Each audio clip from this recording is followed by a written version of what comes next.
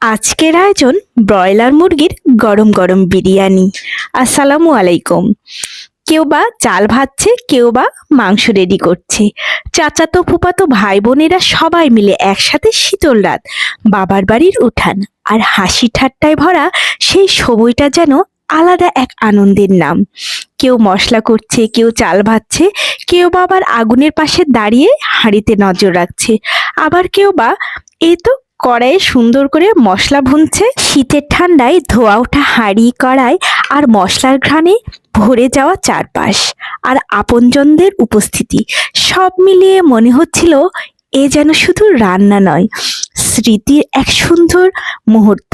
বড়দের গল্প, ছোটদের দুষ্টুমি আর মাঝে মধ্যে হেসে ওঠা, সবকিছু মিলে বাবার বাড়ির এই রাতটা, এই উঠানটা হয়ে উঠেছিল ভীষণ আনন্দময়।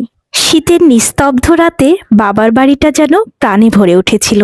চাচাতো ফুপাতো ভাই বোনদের মিলন মেলা, কারো হাতে খুন্তি, কারো হাতে মশলা, আবার কেউ শুধু গল্প আর হাসিতে ব্যস্ত।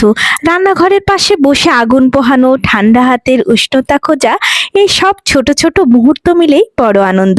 ব্রয়লার মুরগির বিরিয়ানির হাঁড়িতে যখন ধীরে ধীরে দম বসছে, চারপাশে ছড়িয়ে পড়ছে লোভনীয় ঘ্রাণ।